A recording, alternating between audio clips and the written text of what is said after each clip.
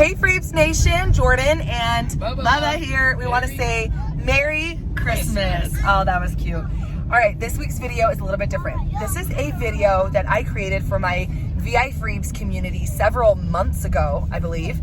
And if you don't know what VIFreebs is, it's my special community where I give a lot of bonus content and different things, so you can check that out below. Anyway, this is a message that I made specifically for them. And they were so grateful for the message, and it impacted them in a way that they have asked me to share this with the rest of you, which I think is pretty cool. So this video is a little different, but this is a message that I feel like we all need to hear during this Christmas season. And so from me and my heart and my family to yours, we wish you a Merry Christmas and hope you enjoy this message. Hey VIFreebs, this is your cruise director speaking. Hi, sorry for the vertical video. I have no doubt that this is going to be awkward on Vimeo, but I'm driving. I am driving to my first ever, should I admit this, dermatology appointment. I don't want skin cancer, and I used to go tanning a lot, and I've never really been to the dermatologist.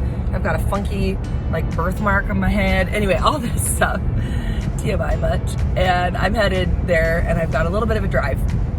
And I really wanted to send you guys a bonus video this week. So as I was driving, I thought, I wonder if I could just record something real quick, you know, while it's just you and me, and I don't have to look because I have this fancy magnet thing. And so I actually, call me nerdy, but I said a little prayer as I was driving. And I said, Heavenly Father, please, what do I need? What do you want me to tell VIFreebs? What do they need to know?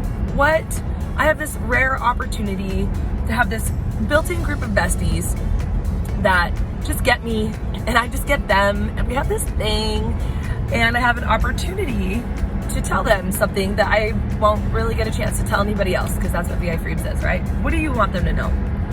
And it took a second, and then two words popped into my head. One of them was love, and one of them was positivity. So, disclaimer, it's something in my personality that I really need to go to therapy and figure out why I struggle with this. But I hate when people talk about love. I kind of think it's annoying. When they're like, love cures racism, and love, adoption is love, and love is blind. All these things that I totally agree with. But for whatever reason, the word love doesn't resonate with me, because I don't know why. I feel like it's a surface level word, but it is true. I will let you know that it is true, and that at the end of the day, I feel like if there was one thing God ever wanted us to learn on this earth, it's to love. Whoa, my gosh, look at this car. He was just going 200 miles per hour, 2 million miles per hour, and almost just cut me and this other truck off. Rude. Love. I love him. I love that car, even though he nearly killed me. Okay. I feel like if there's one message that God wants us to know, it's love one another. I believe that fully. But I think the word love is hard for me to conceptualize. So that was interesting that word popped into my head. I think that was for me, that I need to study the word love and what does it mean to actually love other people, because I feel like love is a feeling that needs to be deeply developed. And I think also it's a word that's thrown out a lot. Oh, I love Cadbury mini eggs, or oh yeah, I love the weather today. But then that's the same word that's supposed to describe the number one feeling and emotion that would cure the world of everything. I don't know. So love is for me, and I would love to know your guys' thoughts on the word love and what that means to you. What does it mean to love someone? What does it mean? Anyway, but the other word that popped into my head is what I want to speak on even more, but it has to do with love, and that is positivity. I hate being online right now. I don't hate it. That's a very strong word. I love what I do. There's that word again, love. I really do. I don't ever see myself quitting. How could I ever stop? I love connecting with people all around the world. I love having a platform online that I can share a message that feels important to me. It's just very difficult to be online right now. It's difficult to be a human right now, just with the temperature of everything in this country, and not even just this country, but this world. The economy's hard. Relationships are hard. COVID is hard. Being stuck inside is hard. Like, finances are hard. The job market's hard. The home market is hard. People are on edge. And I feel it so hard being online. I just feel it in the comments, in like how careful I have to be what I say online. Like, I feel it. I do feel like it's a little better now than it was like a couple weeks ago even, which is good. But I think things are gonna get really hard again around the election. And I just want to share some thoughts on positivity. I remember, there's two stories that came to mind, and it's so random, but they came to mind, so here we are. One of them was, I was at theater. I love live theater. I'm a total musical nerd. And we were at a play, and we were in the bathroom, and I was washing my hands, and there was this cute little older lady that was washing her hands next to me, and then she took out some paper towels when she was done and started wiping off the counter, and she noticed me kind of like, you know, just kind of glancing at her out of the corner of my eye, and she just like looked at me in the mirror and she said, you always gotta leave it better than you found it, and walked out. And to this day, I will always wipe the bathroom counter in any public bathroom that I go in. Or if there's like soap that's spilled, I'll wipe it up, because that one comment, leave it better than you found it, has resonated with me so much. And that I translate that to like a public bathroom, and you'll always see me like wiping off the counter when I'm done. I don't even do that in my own house, but I love that. And then there was another story that came to mind. I need to get off for a second. When I was in high school, I went to a dance. It wasn't a school dance. It was like a community dance. I don't exactly remember the circumstances, but it was just a dance where basically there were a ton of people that I didn't know, which is what made it fun, right? Hold on. Okay, sorry. I wanted to turn it off so I could focus on my turns and stuff.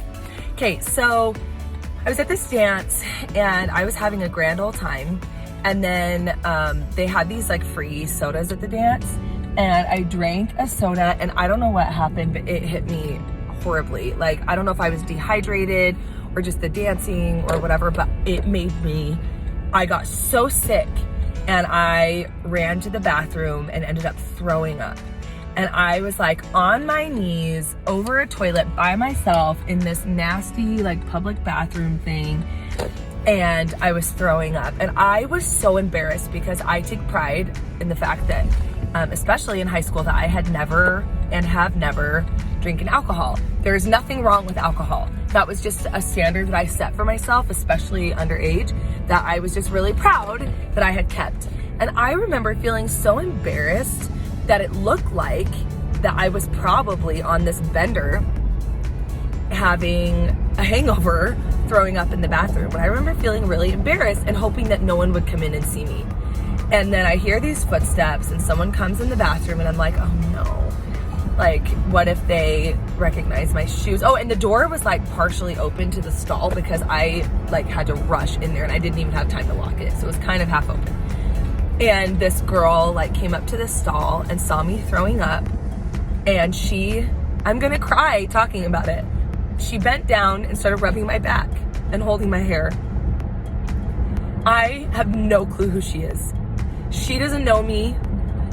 We had never met before. She, in that moment, did not judge me.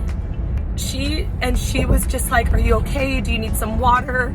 And I was trying to explain. I was like, I am so sorry. I haven't been drinking. I don't know. I'm sick. She's like, I don't care. You know, and she just was there to help me. And then when I was okay, she, you know, left. And I've never seen her again. No clue who she is. Wouldn't even recognize her in a lineup, seeing as how my face was in a porcelain toilet bowl. And those two thoughts came to mind, and I really want to speak to them, because right now things just kind of suck. It's kind of like we just drank a soda, we were trying to just go about our business, and it just made us like horribly sick. And it's out of our control, right? Or like we're just using a public bathroom and there's just like a mess everywhere. on the countertops. And I want to leave you with 2 thoughts. Number 1, will you just leave it better than you found it? Whatever it is. Is it your job? Is it your friendships? Is it your social media, who you follow and whatever? What do you touch in a day? Is it the drive-through of McDonald's? Wherever you go, will you please try to leave it better than you found it? Things are going to get harder before they get better. Also, will you please focus as much as you can on love? I don't know what that word means yet. I need to figure it out. But I feel like in that moment in high school, when that girl came up, and I was in a very gross situation. Like, I was throwing up. I don't know about you, but I would never interject with a stranger when they are throwing up, because that's gross. But in that moment, she didn't care, and she didn't judge me.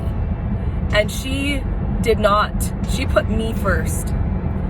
And I think about that all the time. What can we do to put others first?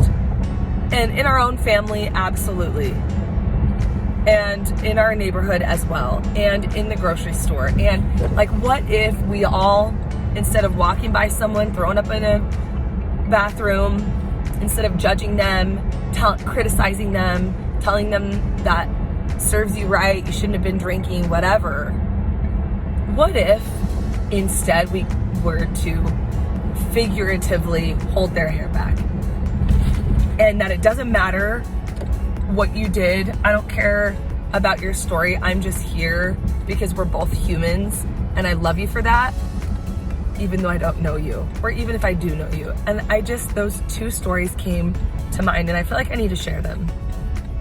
I don't know about you guys, but October is a little bit of a scary month, as I feel like tensions are rising leading up to the election. Who knows what's going to happen with the economy, all this stuff. Things are getting harder. And I'm going to spend October trying to leave it better than I found it. And I would love for you guys to join me in that too. So we're gonna post this on Facebook, and I would love for your comments. I would love for you guys to leave comments, either pledging to do this or telling a story of your own, of maybe a time when someone could have judged you and instead they loved you, and a time where you or someone you know left something better than they found it, figuratively or literally. We can do this. Love you guys. Have a great week.